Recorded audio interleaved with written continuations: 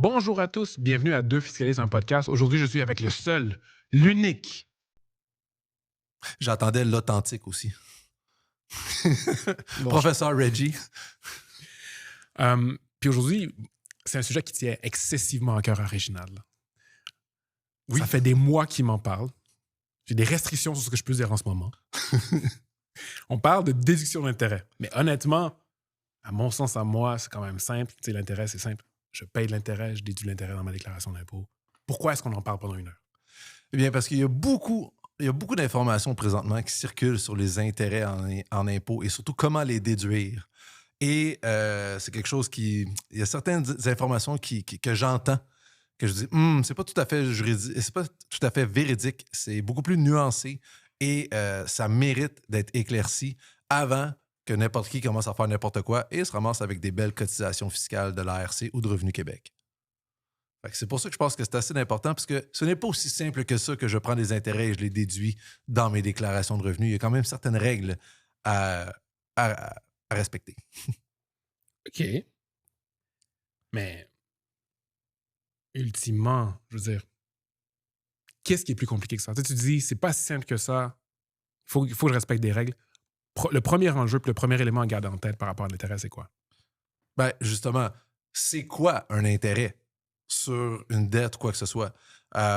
Déjà, juste la définition d'un intérêt, ça a été étudié parce que sinon, je pourrais dire que n'importe quoi est de l'intérêt puis tenter de le déduire au niveau fiscal. Donc, juste quelle est la définition même de ce qu'est un intérêt? La loi de l'impôt ne définit pas ce qu'est un intérêt. Par contre, ça a été abordé dans plusieurs décisions.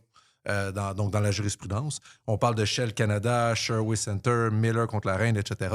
Et un intérêt aux fins de l'impôt, ça correspond à un montant qui s'accumule sur une base quotidienne, qui se calcule en fonction d'un capital emprunté, ça c'est important, ou d'un droit à celui-ci, et que c'est en contrepartie de l'utilisation de capital. Pourquoi je dis c'est important ça? Ben, c'est parce que c'est pour faire la différence entre un intérêt et un dividende, qui va faire l'objet d'un autre podcast entre toi et moi.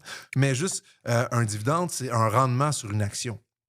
Mais ce n'est pas nécessairement un montant qui se calcule sur un capital de manière quotidienne, etc. Tandis que pour dire qu'on a de l'intérêt, ça prend un capital emprunté ou un prêt d'une quelconque manière, ou une somme payable. Concrètement, si tu me le permets, j'invente une situation hypothétique. Inventons. Un créancier fait un prêt. Donc, je fais un prêt à une société, mais je dis en échange, écoute, paie-moi pas un taux d'intérêt fixe, paie-moi un rendement en fonction des revenus que tu vas faire. On va dire 10 des revenus que tu vas générer sur les 10 prochaines années. Est-ce que ça correspond à de l'intérêt? Dans ce cas-ci, non, parce que le montant ne se calcule pas sur l'argent emprunté, mais en fonction du bénéfice qui va être réalisé plus tard. Donc, c'est de mémoire, là, c'est ce qu'on appelle ça, c'est un... il y a un terme pour ça, puis c'est un rendement sur la participation, quelque chose comme ça, mais c'est pas... ça ressemble, ce que tu me dis là, ça ressemble beaucoup plus à un investissement en action sur lequel je vais recevoir un dividende qui va être basé sur les bénéfices, que ça, c'est possible, plutôt qu'à un intérêt qui, peu importe les résultats de la société, de l'entreprise, ben je suis payé quand même.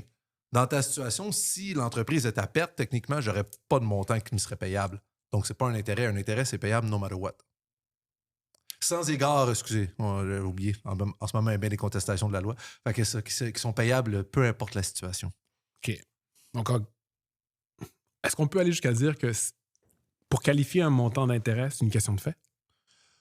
C'est pas vraiment une question de fait parce qu'on a des conditions, on a des critères. Mhm. Donc, c'est pas tout qui est de l'intérêt. OK. Parce que, par exemple, si je pense au niveau comptable, il y a certaines situations où, au niveau de la comptabilité, on va avoir ce qu'on appelle des intérêts, je ne vais pas dire réputés, parce qu'on utilise plus ce terme-là au niveau fiscal, mais que dans nos écritures comptables, nous allons inscrire des intérêts. Le meilleur exemple de ça, c'est ce qu'on appelle des contrats de location-acquisition. C'est quoi les contrats de location-acquisition? Je te donne un exemple. Tu es un fournisseur automobile, je m'en viens louer l'auto et tu me fais des paiements de location, mais à la fin, j'achète l'auto pour 1$. Ici, on s'entend, je simplifie beaucoup les situations, là. Donc ça, dans le fond, c'est sûr quasiment à la fin que je vais acheter l'auto pour 1$. Je dis, c'est un low-brainer. Donc, en fait, j'ai un peu déguisé mon achat sous des locations parce que les paiements de location sont pleinement déductibles. Fait que je pense avoir fait une entourloupette fiscale puis pouvoir plus déduire. Ben, ici, au niveau comptable, c'est ce qu'on va appeler un contrat de location-acquisition. Et quand je vais enregistrer mes écritures comptables, je vais venir comptabiliser des intérêts. Mais en soi, j'ai aucun capital, j'ai pas rien. Je ne respecte pas la définition d'un intérêt, donc ce n'est pas des intérêts au niveau fiscal. Au niveau fiscal, c'est les rapports juridiques qui prévaut. Donc, ça va vraiment être une location. Donc, ce que je vais déduire, c'est mes paiements de location. Fait que ça, c'est la différence. Quand on parle des fois juste de la définition d'intérêt, comment ça peut être important, ben, c'est pas parce qu'on voit le terme intérêt dans un état financier que nécessairement c'est l'intérêt qui va être déductible. Intéressant. Donc, d'un point de vue fiscal, comment est-ce qu'on doit réfléchir? Comment est-ce que la loi de l'impôt est bâtie pour comprendre comment déduire une dépense d'intérêt? Ben déjà, c'est quoi la nature d'un intérêt? Au niveau fiscal, un intérêt, c'est une dépense qu'on dit en capital. Donc, c'est une dépense qui, à la base, n'est pas déductible. Et pour ceux qui veulent avoir des références, l'alinéa 18.1b, c'est une dépense en capital. Par contre, une autre référence juridique, l'alinéa 21c, nous permet explicitement de venir déduire les intérêts. Pourquoi? Parce que justement, quand on regarde à la base, l'intérêt étant de nature capitale, ce n'est pas déductible. Donc, j'ai une autre mesure fiscale qui vient expressément me permettre de la déduire sous certaines conditions. Et ça, c'est l'alinéa 21c. Il y a 4 conditions de base pour pouvoir déduire un intérêt sur de l'argent emprunté. Encore là, je vais parler en référence. Ça me donne plus de crédibilité. Donc, le sous-alinéa 21c, un petit i. Donc, tout d'abord, la somme doit être payée au cours de l'année ou payable au cours de l'année dans laquelle on veut la déduire. Donc, il faut que ton intérêt soit payé ou payable, tu le dois à quelqu'un. 2, ça doit être en exécution d'une obligation légale de verser des intérêts sur de l'argent emprunté. Donc ça, c'est important, une obligation légale de verser des intérêts sur de l'argent emprunté. Encore là, ça peut paraître simple, mais le fait qu'on dise de l'argent emprunté, ça nécessite une relation prêteur-emprunteur avec la personne qui nous a prêté l'argent dans ce cas-ci. Et cette personne-là a une obligation légale de le payer. Ce n'est pas obligé d'être écrit, ça peut être verbal, mais tu dois avoir une obligation légale. De plus, la somme empruntée doit être utilisée en vue de tirer un revenu d'entreprise ou de bien et qui n'est pas exonéré. Ici, un gain en capital, ce n'est pas considéré comme un revenu d'entreprise ou de bien. Fait que, par exemple, quelqu'un qui emprunte pour acheter un bien et que avec le seul objectif d'avoir du gain en capital sans possibilité d'avoir un revenu par ailleurs, les intérêts ne seront pas déductibles. Ça, c'est quelque chose que les gens ne savent moins. Et ça, on va revenir, là, qu'est-ce que ça veut dire utiliser, tirer un revenu non exonéré d'entreprise ou de bien. Et finalement, les intérêts doivent être raisonnables. Qu'est-ce que ça veut dire des intérêts raisonnables? Généralement, les intérêts que la banque met, même si on peut s'ostiner longtemps à savoir si c'est raisonnable ou non, c'est considéré raisonnable. Par contre, ton beau-frère ou quelqu'un que tu ne connais pas, qu'on vient de te présenter, qui te fait un prêt à 80% d'intérêt, ben malheureusement, les intérêts pourraient être considérés non raisonnables et tu n'aurais pas le droit de les déduire, même si tu respectes les autres conditions et que tu l'utilises dans ton entreprise. Donc, les intérêts doivent être à un taux raisonnable. L'objectif, pourquoi est-ce qu'on permet de déduire les intérêts, parce que je le rappelle à la base, c'est une dépense en capital, c'est d'encourager l'accumulation de capitaux pour produire des revenus. Donc, inciter les gens à investir dans les entreprises, dans le but de générer du revenu et évidemment de favoriser l'économie. Et bien, c'est ça, c'est pour éviter justement, parce qu'à la base, ce ne serait pas déductible. Fait que, il y a quand même 4 conditions de base qu'il faut pouvoir respecter pour être en mesure de déduire des intérêts. Et avec ces 4 conditions-là, on va aller plus loin, parce que j'imagine que tu vas avoir d'autres questions avec ce que tu peux avoir entendu en ligne. On va essayer d'éclaircir le tout. Mais outre ce que j'entends en ligne, j'aimerais quand même mettre un peu de l'emphase sur ce que tu dis à la base. Même si dans un état financier, il y a un élément qui est classé comme de l'intérêt, il ne faut pas simplement avoir le réflexe « Ah, c'est bon, c'est de l'intérêt, c'est déductible ». Effectivement, pour nos collègues CPA, fiscalistes, quand vous faites des déclarations de revenus de société, bien, si vous voyez un intérêt, bien, demandez est-ce que ça découle d'un contrat de location-acquisition ou vous voyez, par exemple, au bilan qu'il y a vraiment une dette avec une banque, quoi que ce soit, que là, bien, dans ce cas-là, je vous dirais que c'est un peu... D'habitude, on n'a pas de problème, mais si vous savez que ça découle d'un contrat de location quelconque, mais faites attention, il y a un ajustement qui est nécessaire. Puis, même si ce n'est pas un contrat de location-acquisition, il faut faire le test avec les 4 critères que tu viens de mentionner. À la base, quand c'est de l'argent emprunté. Ouais. Il faut faire ces tests-là. Et le test qui est le plus dur à satisfaire, c'est celui en vue de tirer un revenu ou de bien. Fait que ça, qu'est-ce que ça veut dire? Bien, il y a plusieurs éléments. Il faut regarder le test de l'utilisation, parce qu'on dit utiliser en vue de tirer un revenu d'entreprise ou de bien. Fait que l'utilisation, mais est-ce qu'on parle d'utilisation directe ou indirecte, ou actuelle ou initiale? Qu'est-ce que je veux dire par là? Si j'ai utilisé mon bien initialement, Donc, au début, j'ai emprunté, j'ai acheté une machine, un équipement qui me servait à générer du revenu d'entreprise. Mes intérêts sont déductibles. J'ai vendu la machine, maintenant j'utilise l'argent, puis je m'en vais faire un voyage à Vegas autour du monde. Ben, à partir du moment où j'ai vendu la machine puis que j'utilise les fonds pour faire des choses personnelles, les intérêts ne sont plus déductibles. Donc, je dois examiner l'utilisation actuelle des fonds et non l'utilisation seulement, l'utilisation initiale. Fait que c'est un tracking qui doit se faire en tout temps. Par ailleurs, versus direct et indirect, chose qui s'est faite, puis on va revenir plus tard. Ben, en fait, on peut en parler. La décision Brofman, qui date de 1987. Fait que qu'est-ce qui s'est passé dans l'arrêt Brofman? Eh bien, on avait Fiducie Brofman qui détenait des placements. Et là, dans le fond, on voulait rémunérer Mme Brofman. Et là, ce qu'on a dit, on dit, bon, ben soit qu'on peut liquider les placements, donc vendre les placements, donner l'argent à Mme Brofman, emprunter et réacheter les placements. Mais là, à la place, les professionnels de l'époque ont dit, on va faire ça simple, on va juste emprunter. Fait que Fiducie Brofman emprunte de l'argent et la distribue à Mme Brofman. Et là, ils ont déduit les intérêts. Parce qu'ils ont dit, écoute, on aurait pu vendre les placements, puis emprunter, puis réacheter, puis ça aurait été déductible selon nous. Donc, à la place, on a juste fait ça plus rapide, plus simple. Évidemment, les administrations fiscales n'étaient pas d'accord. Ils sont allés en cours et ils ont perdu. Pourquoi? Parce qu'on a dit, il faut que tu examines comment est-ce que tu as utilisé les fonds. Fait qu'ici, tu as utilisé les fonds et tu les as donnés à madame. C'est une utilisation personnelle. Donc, tes intérêts ne sont pas déductibles. Oui, tu me dis que tu aurais pu vendre les placements et les réacheter, mais on va pas t'examiner, on va pas t'auditer en fonction de ce que tu aurais pu faire, mais on va t'auditer et on va juger en fonction de ce que tu as réellement fait. Quand tu dis « ils ont perdu », est-ce que tu parles du contribuable ou de l'ARC? Le contribuable a perdu, Okay. Les administrations fiscales ont gagné. Donc, pour revenir à nos tests, donc l'utilisation, quand on a un emprunt, pour être sûr que les intérêts sont déductibles, une des conditions, c'est qu'il faut que l'utilisation soit directe, donc que je puisse faire un lien direct entre les fonds empruntés et l'actif générateur de revenus. Et il faut que ce soit l'utilisation actuelle. Donc, ça ne peut pas être quelque chose que, au début, ça m'a servi, maintenant, ça ne me sert plus à gagner un revenu, etc. Puis on va avoir d'autres exemples un peu plus tard où que les gens ne s'en rendent pas nécessairement compte. Et aussi, il faut que ce soit en but de faire une fin admissible. Donc, un revenu imposable versus un revenu exonéré. Revenons quand même sur Bronfman, parce que je trouve que c'est une décision qui est quand même, à mes yeux, puis je suis personne pour juger la Cour, mais excessivement sévère, puis je tiens à ce que ça soit clair. Dans Bronfman, l'intérêt du contribuable, il aurait pu, comme tu disais, vendre des placements, prendre un nouvel emprunt, remplacer ces placements-là. Mais là, il a juste décidé de faire le shortcut, de prendre l'emprunt puis de verser l'argent à la contribuable. Puis l'ARC a dit non. Ben, ça marche pas. La Cour a dit ça marche pas. Ben, l'ARC l'a dit en premier. L'ARC l'a dit en premier. Et ensuite, la Cour a dit l'ARC, tu as raison. Parce qu'on regarde l'utilisation directe et actuelle des fonds. Fait que le test, en vue de gagner des revenus, doit être respecté. Puis il faut regarder l'utilisation directe des fonds, où les fonds sont rentrés puis où est-ce qu'ils sont allés à la fin. Comment ils ont été utilisés. OK. Fait que la question à se poser, ce n'est pas pourquoi on a emprunté, mais comment on a utilisé les fonds. OK. Le pourquoi n'est pas pertinent. Et l'autre chose, c'est la fin admissible. Ici, je vais t'amener à une autre décision qui, celle-là, tu devrais plus préférer, qui est la décision Singleton.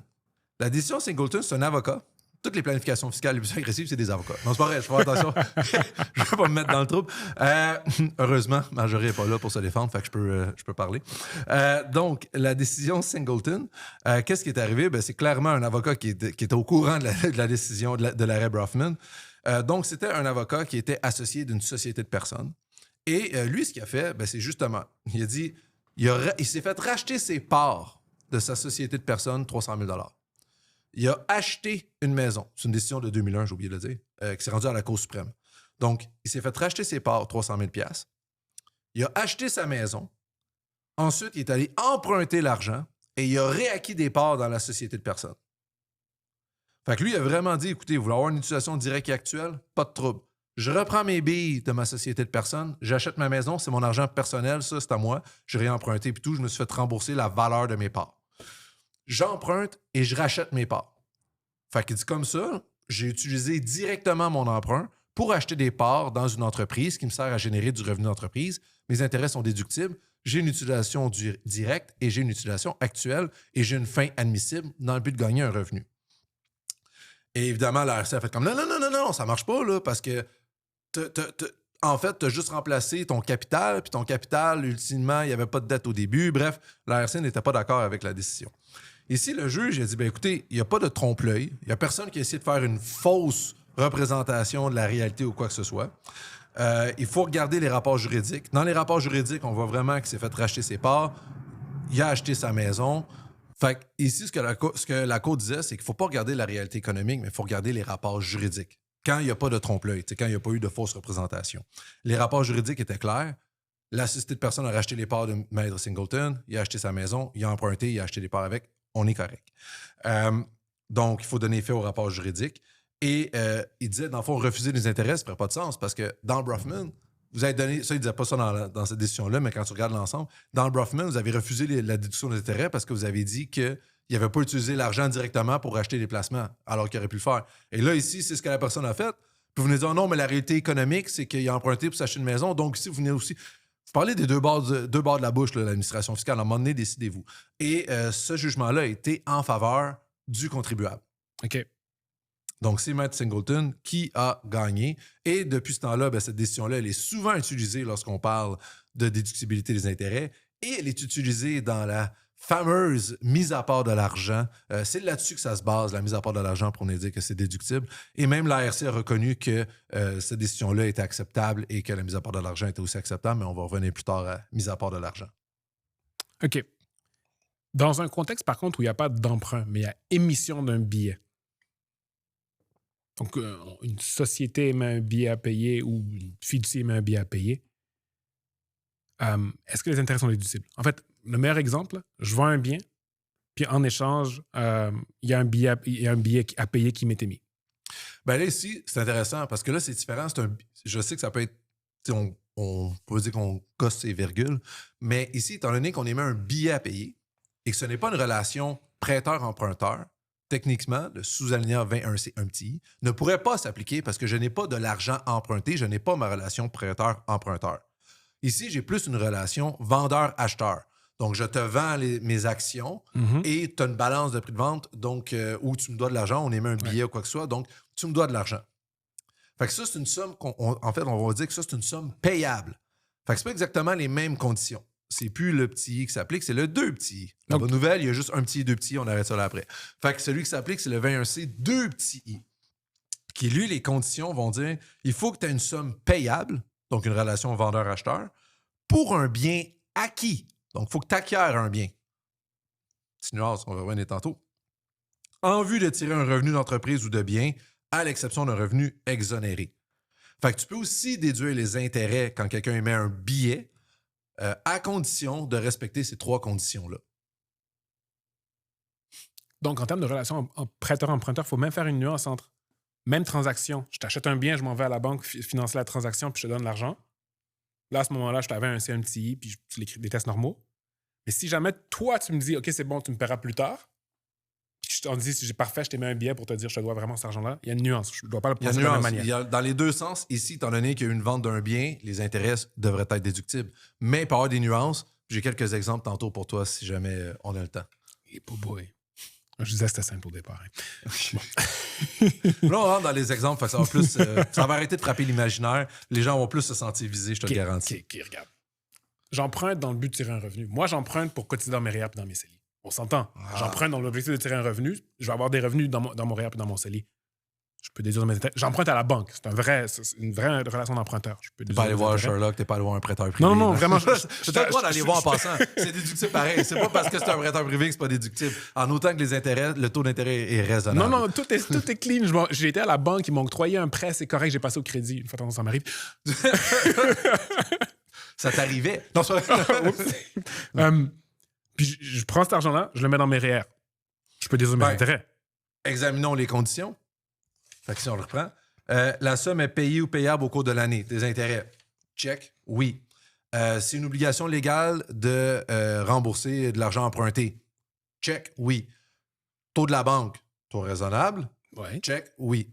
Yes. En vue de tirer un revenu d'entreprise ou d'un bien. Revenu de bien. Autre qu'un revenu exonéré. Ton CELI puis ton REER, c'est un revenu sur lequel tu ne t'imposes pas. c'est un revenu exonéré. Oui, tu vas retirer ton REER plus tard, mais tu ne vas pas t'imposer sur le revenu du REER, tu t'imposes sur ton montant de retrait. Ton CELI, quand tu le retires, tu t'imposes sur rien du tout. Fait que ce sont des revenus exonérés. Donc, emprunter pour cotiser à des REER ou à des CELI, les intérêts ne sont pas déductibles. Même chose pour le REE, en passant au cas où que le monde. Ah, puis le REE, pas plus déductible. C'est l'IAP. CELIAP non plus. J'avais oublié, lui. Mais il n'est pas plus. OK. Parce que les revenus sont exonérés. Là, j'entends ça partout sur Internet. Là, il y a beaucoup de influenceurs qu'on connaît ces temps-ci. Écoute, l'intérêt sur ma résidence, sur ma maison, sur mon hypothèque est déductible. N'est-ce pas? Ah, la fameuse hypothèque. Celle-là, effectivement, on entend beaucoup parler. Non. À moins que ta maison, tu la loues en partie ou peu importe, ou que tu l'utilises dans ton entreprise. Puis là, bref, c'est d'autres règles qui peuvent s'appliquer. Puis même là, il faut que tu sois travailleur autonome. Bref, les intérêts sur la maison ne sont pas déductibles. Contrairement, je pense qu'aux États-Unis, ils le sont. Fait que tout dépendant, vos influenceurs sont où, ça se peut qu'ils disent qu'eux, ils peuvent, puis tout, s'ils sont aux États-Unis, de mémoire, ils ont le droit. Par contre, ici, ce n'est pas possible. Par contre, ce qu'on entend beaucoup parler, c'est la mise à part de l'argent, la fameuse MAPA. Tout plein de professionnels disent « Ah, venez, votre maison, on peut la leverager, puis les intérêts de votre hypothèque vont être déductibles. » Je sais qu'on joue sur les mots, mais non, ce n'est pas les intérêts de l'hypothèque de la maison qui sont déductibles. Et pour comprendre ça, bien justement, on va rentrer dans c'est quoi la mise à part de l'argent.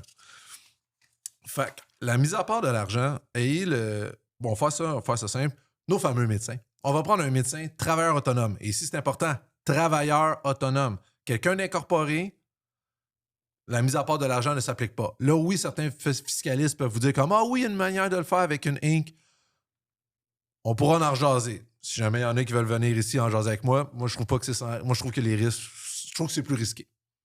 Mais on pourrait s'astiner longtemps. C'est possible, plus risqué. Fait que pour l'exemple, on va garder ça simple. Travailleur autonome. Fait que j'ai mon travailleur autonome ici qui est médecin, qui a un revenu, qui a sa maison de 800 000 et qui a une hypothèque dessus de 500 000. C'est simple. Et là, ce qu'il veut, c'est justement pouvoir déduire les intérêts. Mais quand on se rappelle des conditions, l'intérêt doit être utilisé directement actuellement sur des dépenses qui génèrent des revenus. Fait que l'intérêt de la maison, ce n'est pas déductible. Donc, qu'est-ce qu'il fait? C'est qu'il pourrait dire, il va s'ouvrir une marge hypothécaire à son institution financière. Et avec cette marge hypothécaire-là, que sa maison en garantie, il va payer toutes ses dépenses d'entreprise. Et puisque ce sont des dépenses d'entreprise, son entreprise de médecin en santé, eh bien, les intérêts sur la marge hypothécaire vont être déductibles. Et il va utiliser tous ses revenus de médecin pour rembourser plus rapidement son hypothèque de maison.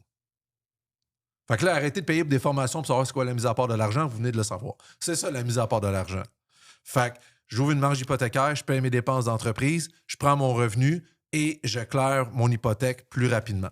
Fait que ça fait en sorte que mon hypothèque de maison réduit et ma marge hypothécaire augmente. Mais ma marge hypothécaire, elle, les intérêts sont déductibles parce que j'ai utilisé ça pour acheter des dépenses d'entreprise.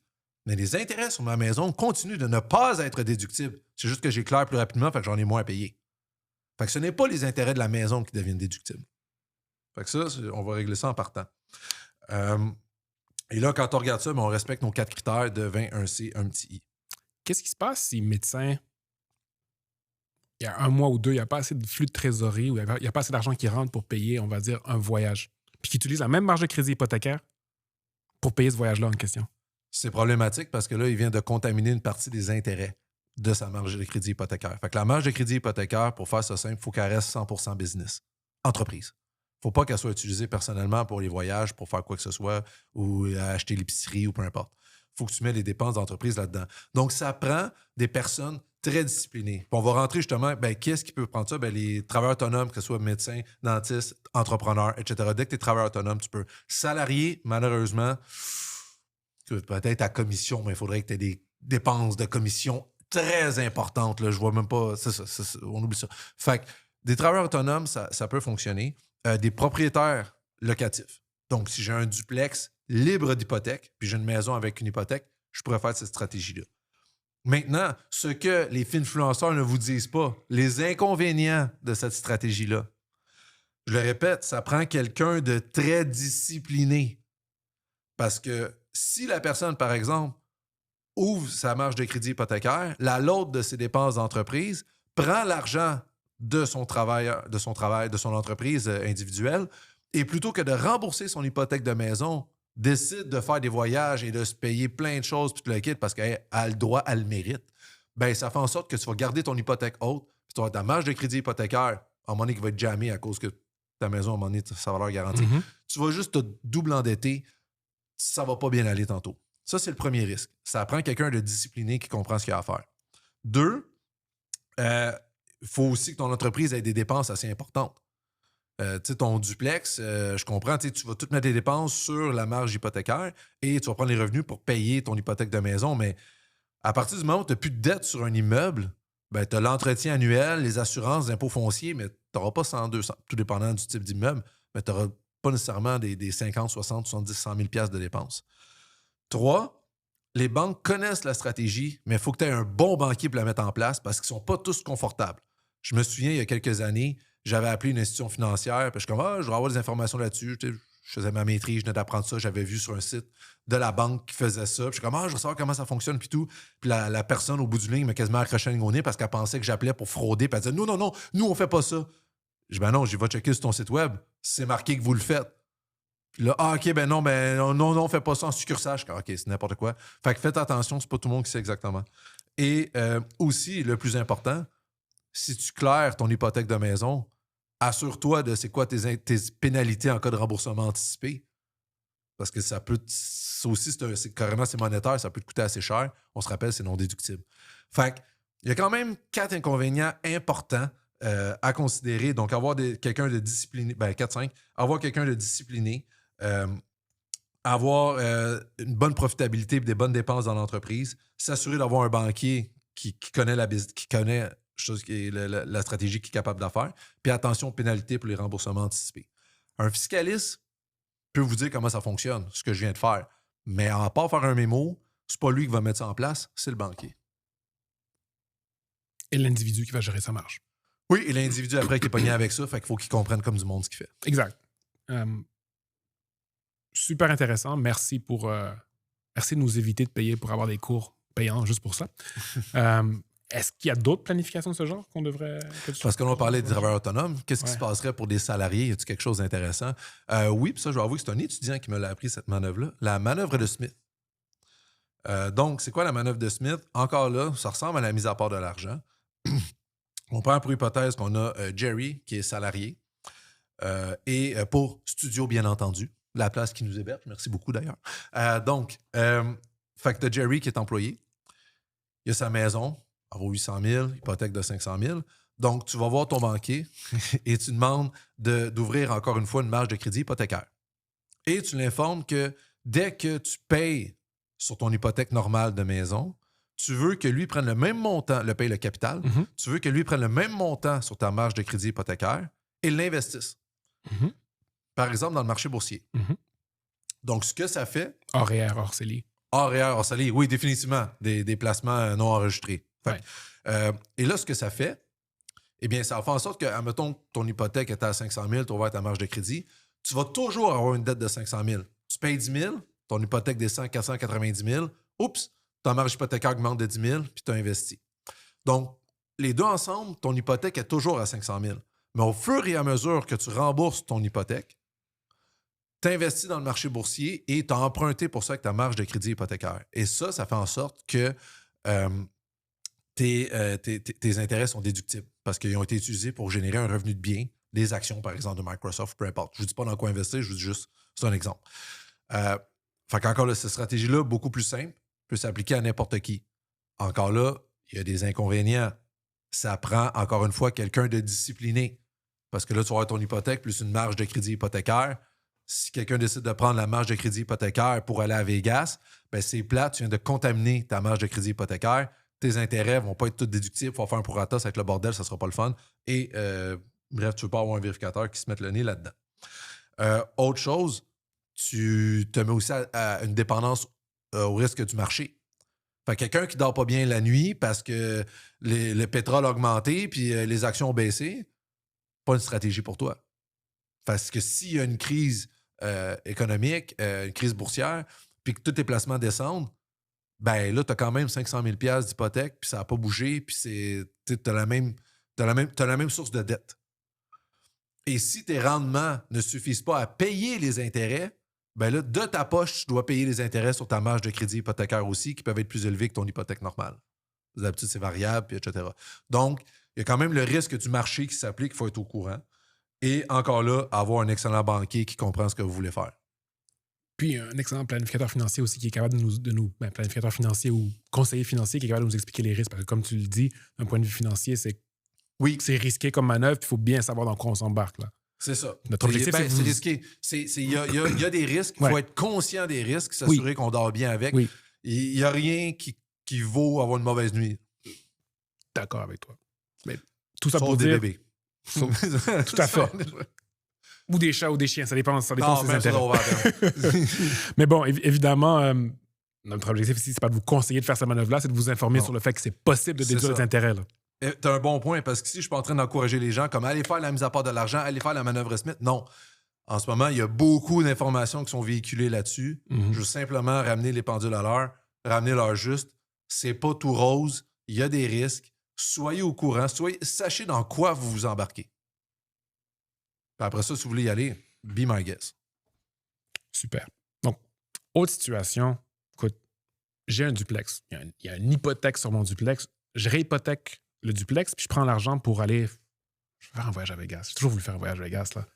C'est ça mon duplex. C'est une dépense, c'est dans le duplex, il y a des revenus, n'est-ce pas? Celle-là, je l'entends souvent, et même ça vient des banquiers. Ah, t'as de l'espace sur ton immeuble locatif, réemprunte, puis tu feras ce que tu veux sur l'argent. Et on se rappelle les conditions. Même si tu réempruntes sur un bien qui génère du revenu, il faut regarder l'utilisation directe et actuelle des fonds. Fait que même si mon duplex qui vaut 1,2 million, il n'y avait aucune hypothèque dessus. Je réemprunte 67 %, 800 000 $, puis le 800 000, je le garde pour faire le tour du monde, gâter mes enfants, mes parents, etc. Même si c'est le duplex qui est en garantie, le bien en garantie, on s'en contrefout. C'est pas ça qui va faire en sorte que tes intérêts sont déductibles. Si tu as utilisé l'argent pour des fins personnelles, les intérêts ne sont pas déductibles, même si c'est ton duplex qui génère des revenus qui est en garantie. Par contre, si tu as réemprunté 800 000 puis tu as refait les fondations, le toit, les fenêtres, puis tu as carrément refait un nouveau duplex, par exemple, là, ça va être déductible parce que c'était dans le but de gagner un revenu, ton revenu locatif, etc. Mais si tu utilises l'argent à des fins personnelles, tu ne respectes pas un des critères de la loi, tes intérêts ne sont pas déductibles en cas d'audit. Donc, on revient à Brown Fund, il faut savoir qu'est-ce qui a été fait avec l'argent ou les fonds qui ont été empruntés. Comment est-ce que les fonds ont été utilisés? Donc, ça pourrait être, comme tu dis, des rénaux sur le duplex, acheter un autre bien producteur de revenus. À ce moment-là, c'est possible de déduire les intérêts. Mais pour voyager avec... on dit voyager ou des dépenses personnelles. Acheter une auto, peu importe. Ouais. Oui, parce que si tu prends ton 800 000 puis tu investis dans le marché boursier, là, ça reste déductible. Parce que le marché boursier te permet de générer du revenu de dividende. Mais encore là, si tu investis dans des produits qui génèrent que du gain en capital, ça se peut que tu aies une mauvaise surprise. Ça va être un sujet pour un autre, celui-là, parce qu'on pourrait en parler longtemps. OK. Je comprends un peu mieux. Dans ce contexte-là, je te propose quelques questions là, en rafale pour être sûr d'éclaircir certains points. Essaie de répondre juste par oui ou par non. On va essayer. OK, parfait. J'emprunte de l'argent pour payer les impôts. Non déductible. Pourquoi? Parce que l'impôt n'est pas une dépense d'entreprise. Ouais. Fait que même si t'empruntes dans le but de payer tes impôts, tu dis, ouais, mais les impôts, c'est le gouvernement qui me le charge, c'est sur ma business, c'est sur mon revenu d'entreprise, je suis d'accord. Mais le paiement d'impôts n'est pas dans le but de gagner un revenu d'entreprise ou de bien. Donc, emprunter pour payer de l'impôt, les intérêts ne sont pas déductibles. Mais si je ne paye pas mon impôt, je ne peux plus payer mon entreprise. C'est quoi? Si je ne paye pas mon impôt, je ne peux pas payer mon entreprise parce que le gouvernement va finir par saisir. Si tu ne payes pas... Non, trouve un autre moyen de payer tes impôts. Qu'est-ce que je te dise? Puis... OK. Attends. Ne pas payer mon impôt, premièrement, si je ne paye pas mon impôt, il y a de l'intérêt? Oui, ça c'est sûr. Peut-être même des pénalités si tu n'as pas fait de déclaration. Fait que... de qui? C'est qui cherche de l'intérêt? Le gouvernement. Fait que si jamais, par exemple, tu décides de ne pas payer tes impôts, à la place d'emprunter pour payer tes impôts, pour avoir quelque chose de déductible, tu dis, écoute, Je ne vais pas payer mes impôts et je vais utiliser l'argent qui aurait dû payer mes impôts et je vais l'utiliser dans ma business. Donc, indirectement, je viens d'utiliser les fonds pour gagner un revenu d'entreprise ou de bien, puis les intérêts sur mes impôts, je vais les déduire. Non, ça, en fait, tu as spécifiquement quelque chose dans la loi qui t'empêche, de mémoire, je le regarde en plus, j'ai oublié, je pense que c'est 18.1t. Bref, qui dit que tes intérêts et les pénalités, notamment sur l'impôt, taxes, quoi que ce soit, ne sont pas déductibles. Parce que oui, il y a déjà quelqu'un dans le passé qui s'est essayé, qui a dit « Ben, j'ai pas payé mon impôt, mais j'ai utilisé le cash dans ma business. Je peux déduire les intérêts. » Non. Okay. Bien essayé. Non. Fait que c'est pas déductible non plus. Désolé. Tu m'as dit juste oui ou non. Je vais essayer de me restreindre. Oh, c'est correct, mais le prochain, si tu réponds par oui ou non, t'es vraiment bon. J'emprunte pour verser un dividende. Donc, remettons en contexte. Là. J'ai une société. Ma société fait un emprunt à la banque pour verser un dividende. OK. Donc, ça ressemble un peu à l'arrêt Brofman. L'arrêt Brofman, c'était une fiducie. Ce n'était pas une société. Donc, Jerry, qui a Jerry Inc. Ouais. Jerry Inc. emprunte et verse un dividende à Jerry. Bronfman a dit non, fait que c'est non. Ben, Singleton a dit oui, c'est l'argent. Donc, dans ce cas-ci, ça dépend. Parce que oui, quand tu regardes les critères stricts, la réponse est non. Mais, basé notamment sur Singleton, si ton emprunt vient remplacer tous tes bénéfices accumulés, eh bien, on va considérer que tu as des chances. Je ne veux pas considérer que ce n'est pas un oui en tout temps, mais tu as des bonnes chances que tu puisses déduire ton intérêt sur de l'argent emprunté pour verser un dividende. Et la logique, c'est celle de Singleton, c'est de dire, ben écoute, tu as parti ta business, tu as mis ton argent, tu as accumulé des profits, puis là, dans le fond, tu te redonnes ces profits-là sous forme de dividendes. Si dès le départ, tu avais emprunté, ben, tous ces profits-là, ça serait du cash aujourd'hui, tu pourrais te le sortir sous forme de dividendes, puis ton emprunt aurait servi à bâtir ta business, ça aurait été déductible. Donc, basé sur ce concept-là, on appelle ça fill the hole, donc combler le vide. Et ça, c'est même prévu, même l'ARC en parle dans son folio, que malheureusement, je ne me rappelle plus le nom, mais si vous tapez folio intérêt, qui est le folio le mieux rédigé de l'ARC, sans aucun doute. Je ne sais pas ce qui est le rédigé, mais thumbs up. On va donner à César ce qui revient à César, de loin le mieux rédigé, puis que n'importe qui peut le comprendre, là, pas besoin d'être un fiscaliste. Donc, le folio d'intérêt de l'ARC, ça, il mentionne même le concept de combler le vide. Si ça vient remplacer ta mise de fonds ou remplacer tes bénéfices accumulés, tu as les bonnes chances de pouvoir déduire tes intérêts, même si pour verser un dividende qui, normalement, serait une utilisation indirecte. OK, donc c'est un petit peu une exception, une nuance par rapport au concept général. Oui.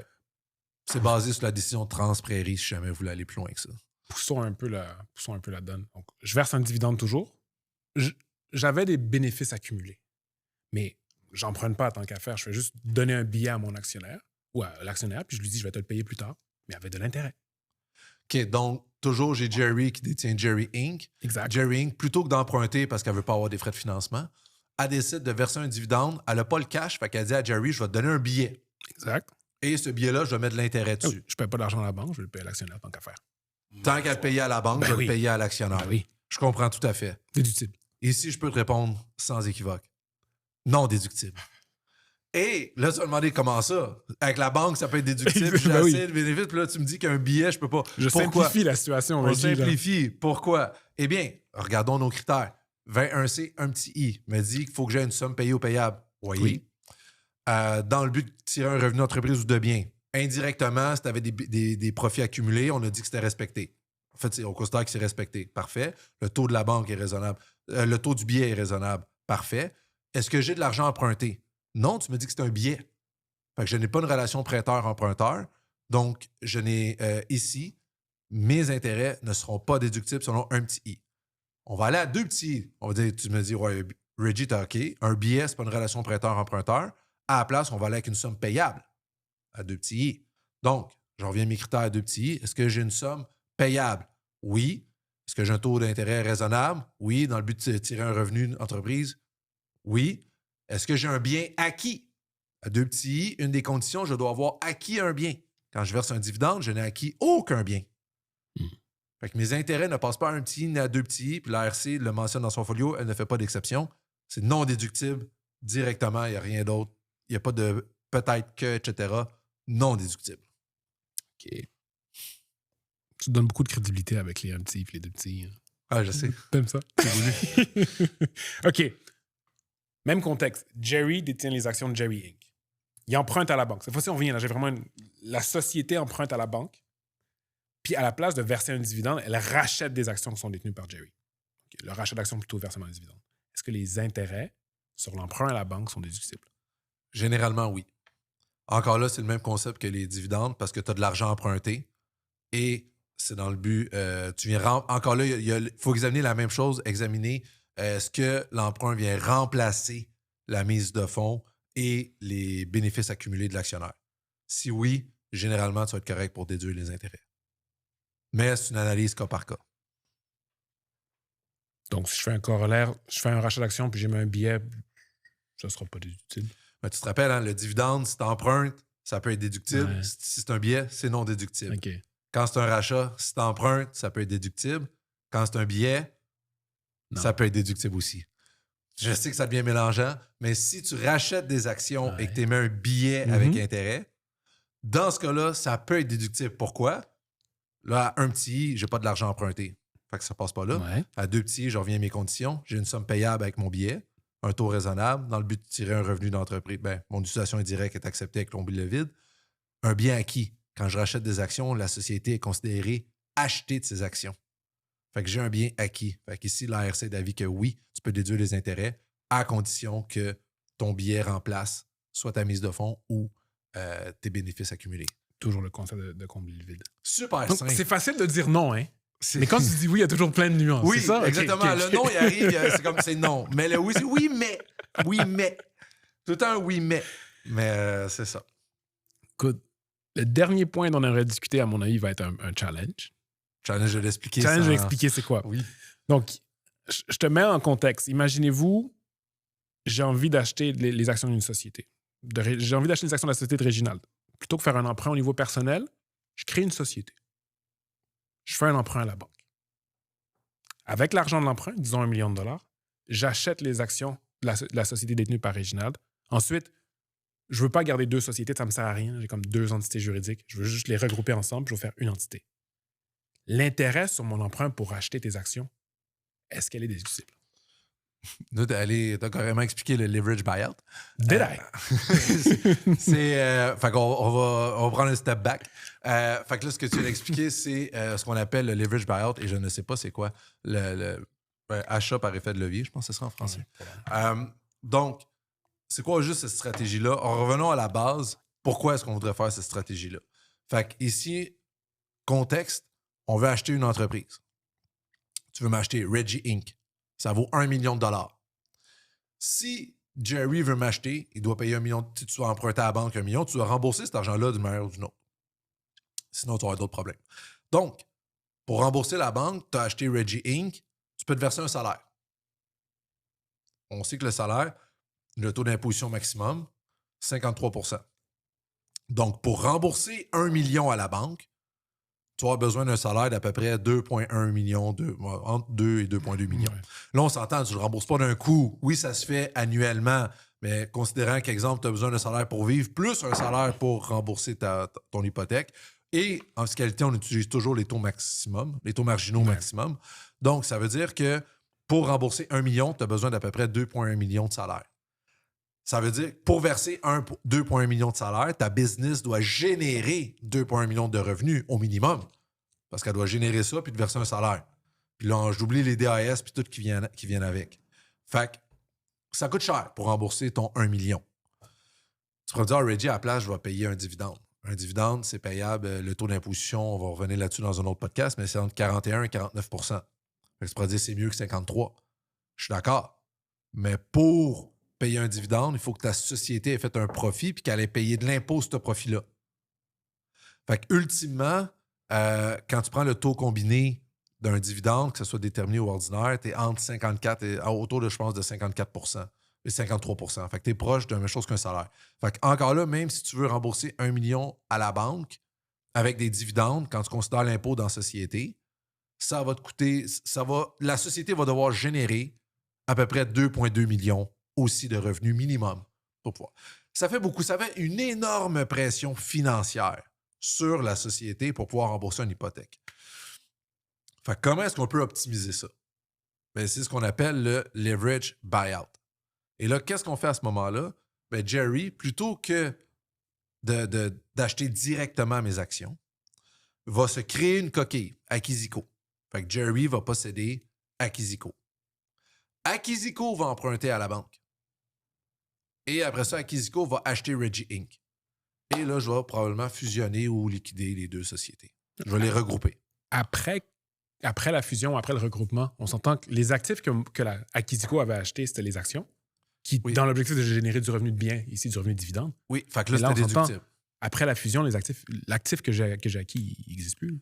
Eh bien, avec toujours le concept, là, je ne l'ai pas dit tantôt, mais dans Brofman et dans Singleton, on est sorti avec, puis notre arrêt Lutco, on a sorti le concept de linking. Quand on parlait d'utilisation directe, le linking, on doit pouvoir faire un lien ou une traçabilité entre l'argent emprunté et qu'est-ce qui a généré des revenus. Donc ici, oui, Akiziko, elle a emprunté pour acheter des actions. Fait qu'on peut dire, écoute, c'est déductible parce que tu as acheté des actions dans le but de gagner du revenu de dividende, tu as acquis une entreprise. Quand tu fusionnes, on considère qu'on peut quand même faire le lien entre l'emprunt et les actifs de l'entreprise que tu as acheté. Ce qui fait en sorte que l'emprunt va se retrouver dans la fusion co, ultimement dans la société que tu viens d'acheter. Et puisque l'emprunt est dans la société que tu viens d'acheter, Jerry, tu n'as plus besoin de te sortir un salaire ou un dividende pour payer la banque. Tu peux directement rembourser la banque de ta société. Donc là, le seul impôt, c'est celui de la société qui est entre 12,5 et 26,9 %. Ultimement, ça veut dire que ta société va avoir besoin de générer 1,3 à 1,4 million pour rembourser 1 million. Fait qu'on s'entend que c'est énorme la différence de pression financière, de pression de performance sur une entreprise que tu viens d'acquérir. D'un côté, tu es obligé de générer minimum 2,2 juste pour rembourser ton emprunt. De l'autre, à 1,3, 1,4, ton emprunt est remboursé. Fait que ça te permet de, un, respirer un peu plus, puis deux, prendre le reste du cash pour justement exploiter l'entreprise et réduire ton stress financier. Fait que les leverage buyouts, c'est énormément utilisé dans ce qui est des acquisitions d'entreprise. Maintenant, il y a des variables, ce qu'on appelle des management buyouts. La même affaire qu'un leverage buyout, c'est juste que c'est un employé qui achète. On fait juste ça, sinon c'est la même affaire. Puis là, il faut faire attention s'il y a plusieurs actionnaires, plusieurs acheteurs, etc. Il peut y avoir des complexités autres. On n'est pas obligé de regrouper. Bref, il y a plusieurs éléments, mais là, on fait ça très rapidement, expliquer c'est quoi. Donc, c'est ça. Fait que c'est ce qu'on appelle le leverage buyout. C'est ce qui est souvent utilisé en pratique. Parce que c'est accepté par les administrations fiscales. Ce n'est pas une technique frauduleuse, abusive ou quoi que ce soit. Non, pas du tout. C'est fait pour des raisons commerciales, notamment la gestion de cash flow. Puis, c'est ça. Des raisons stratégiques aussi. Puis, les banques vont toujours demander un mémo fiscal quand vous faites ça. Fait que là, ils peuvent contacter Fiscalité GTT. En effet, les banques demandent souvent un mémo pour ce genre de transaction. Est-ce que tu en as encore en toi ou tu es à bout de souffle à parler de société et tout? L'autre sujet que j'aimerais plus qu'on traite, c'est le remboursement de dettes. En fait, quelle dette qu'on devrait rembourser en premier si on considère l'impôt? OK. Donc, j'isole les autres facteurs. Je pense juste à l'impôt. Ben non. Tous les facteurs, incluant l'impôt. OK. Parce que souvent, les gens vont oublier l'impôt quand ils vont examiner quelle dette rembourser. Puis ça fait en sorte que des fois, c'est peut-être pas le résultat qu'on veut qui va arriver. Puis ça, c'est hyper utile parce que ça s'applique à n'importe qui. Fait que, on va prendre la situation. J'ai 3 dettes. OK? J'ai mon hypothèque de maison de 800 000 $ avec un taux de 5 %. J'ai une dette d'études qui me donne droit à un crédit d'impôt, pour les fins de l'exemple, crédit d'impôt de 33 %, une dette d'études de 10 000 $ et mon taux, c'est 6 %. Et par ailleurs, j'ai emprunté pour investir.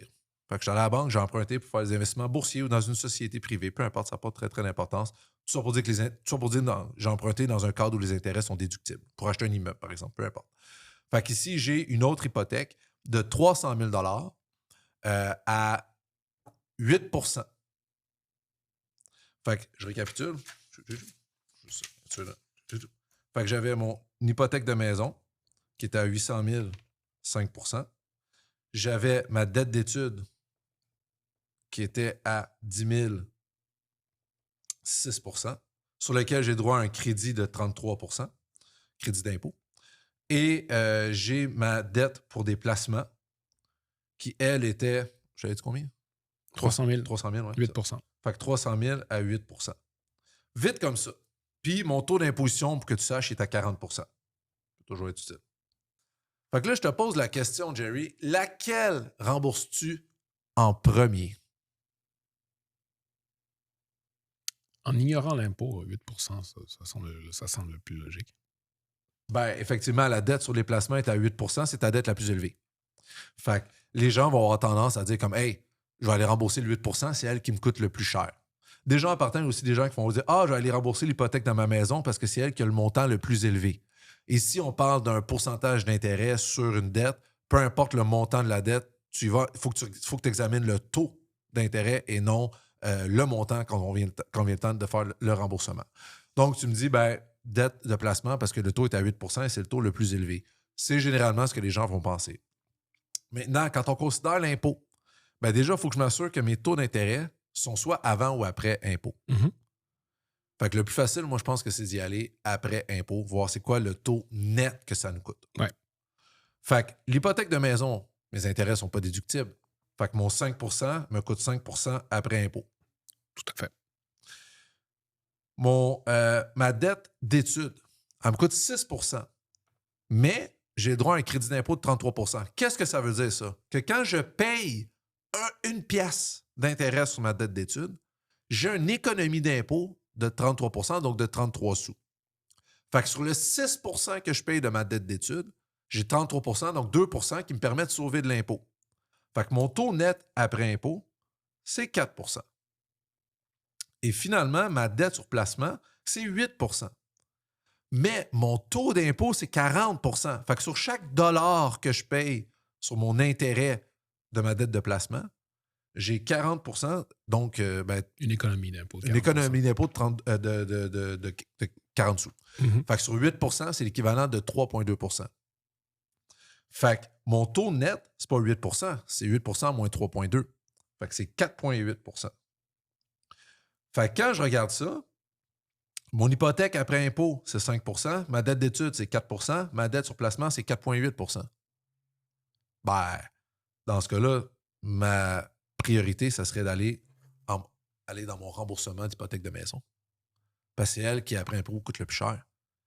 Si vous avez été parmi les chanceux, que vous avez réhypothéqué pendant la COVID, etc., où c'était des taux d'intérêt de 1 puis qu'on fait le même exercice, ou de 2-3 puis qu'on fait le même exercice que mon hypothèque de maison est à 3 bien, dans ce cas-là, ce ne serait pas mon hypothèque de maison que j'irais en premier. Ça serait effectivement ma dette de placement parce que net est à 4,8.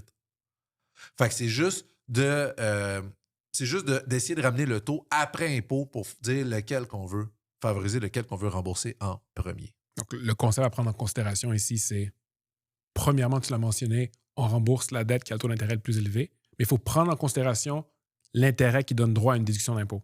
Il faut prendre en considération les avantages fiscaux potentiels. Ouais. OK, avant de prendre la décision. Oui, on prend effectivement la dette que le taux d'intérêt le plus élevé, mais après impôt. OK. Je pense que... On est allé en finance personnelle, c'est rare. Oui, je pense que là, les gens sont fatigués un petit peu. Les gens ou Reggie? Jamais fatigué. OK, c'est bon. Mais merci à tous. J'espère que vous avez appris beaucoup puis que ça sera utile, soit pour vos finances personnelles ou dans votre pratique. Merci de nous avoir écoutés. Sur ça, je vous souhaite une bonne journée. Merci.